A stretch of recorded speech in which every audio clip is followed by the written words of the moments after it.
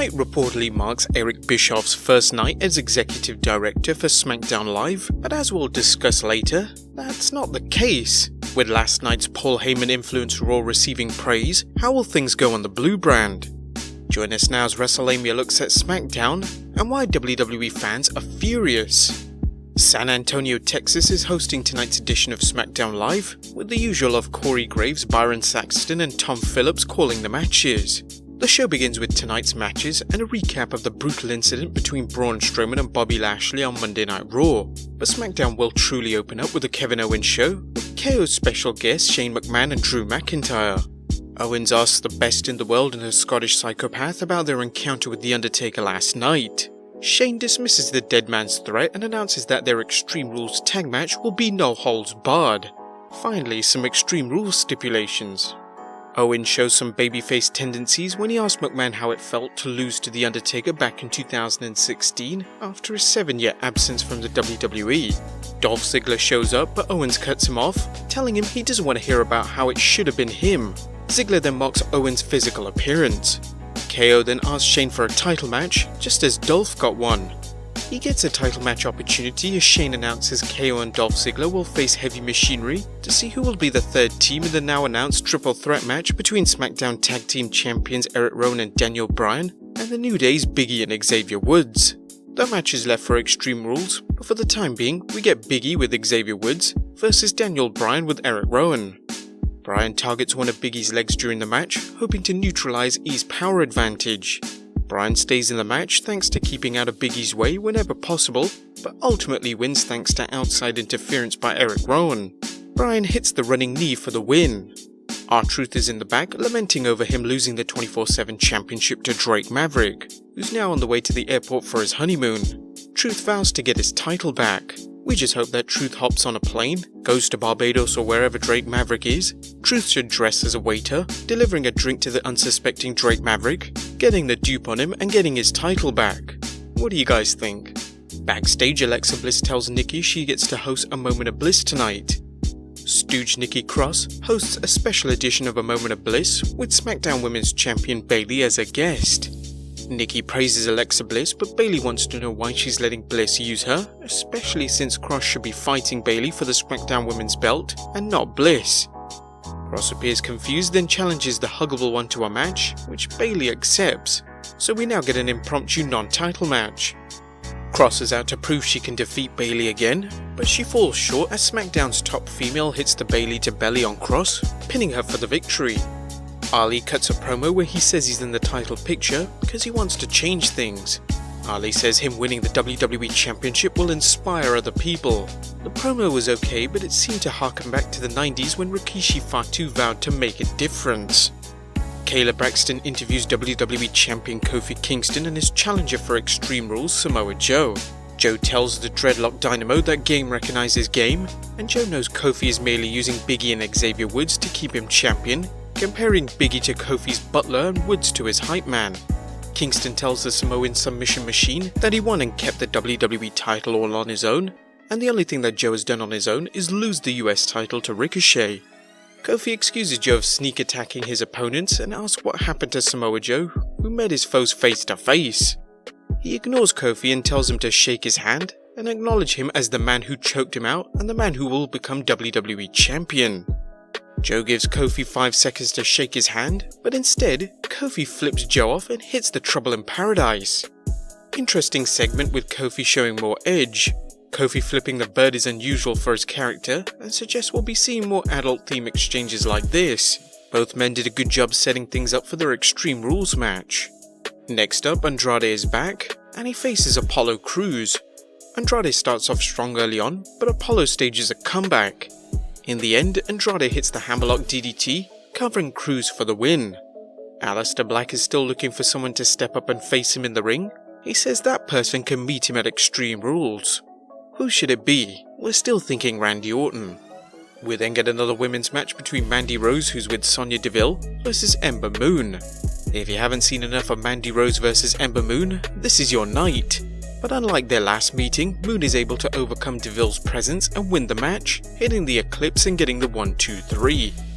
We then get the main event of the night as Heavy Machinery take on Dolph Ziggler and Kevin Owens. The winner of this match gets to compete at Extreme Rules for the SmackDown Tag Team Championship, and Heavy Machinery seem to have experienced edge as a team over KO and Ziggler. In the end, this proves true as Ziggler miscues a superkick, hitting his partner instead. Heavy Machinery capitalizes and delivers the compactor to Owens for the win. After the match, KO hits a stunner on Ziggler as KO says SmackDown is his show, cementing his babyface turn. It was a pretty good show, but nowhere as good as Raw was. Nonetheless, the WWE did scale back the talk segments and they did continue doing a good job building up Extreme Rules. For those wondering how much Eric Bischoff had to do with the show, the answer seems to be absolutely nothing. While Bischoff was reportedly at tonight's SmackDown, word has it that ATM Eric was on hand to get a feel for how the show is run and that he won't be working on SmackDown's creative side until after Extreme Rules. Ringside News tweeted that Eric Bischoff reportedly not starting new SmackDown role until after Extreme Rules. Brad Shepard later tweeted, "I can confirm this. A source in WWE told me Eric is there and will be observing how things are run tonight, dry run only, no involvement." That might have explained why SmackDown Live wasn't different than any other show, as there were just a few tweaks made, such as announcing the show's matches at the start and cutting back the show's talk segments. Whether or not SmackDown Live's ratings improve with people knowing Bischoff is not involved yet remain to be seen. And as for Raw's ratings, the ratings for the first July 2019 Raw are in, and things improved in several regards. PW Insider compared the numbers from this week's show to last week's show, and the average audience is up 200,000 more. They've also managed to retain a good chunk in that last third hour, pretty much keeping viewers interested. Dave Meltzer commented on Raw's improved rating saying, "The key is that the first hour was only up 3%, which would probably be a combination of curiosity over the Heyman news and the big explosions and Bobby Lashley Braun Strowman angle to start the show off strong." But this week, instead of declining, the second hour jumped big and was 16% ahead of last week. It was the second hour that really made the big difference as far as ratings, and of the segments, it would look on paper that the lengthy Undertaker segment was the key. The third hour built around Styles vs Ricochet, Alexa Bliss and Nikki Cross, the 24/7 title, and Maria Kanellis lambasting Mike Kanellis after their mixed tag, was up 10% from last week, but it was still a 12.4% drop from hour 2. But comparing hour 1 to 3, the 5% drop would be the lowest in a long time. Raw was third for the night on cable, it was only down 7.7% from the same show last year. Meltzer also discussed the ratings demographics, observing the added viewers in hour 2, usually a decline, were 10% in women 18 to 49, 7% in men 18 to 49, 13% in teenage girls, and 15% in teenage boys. So this style was strongest with teenagers, the age group WWE television has had huge losses with over the past year.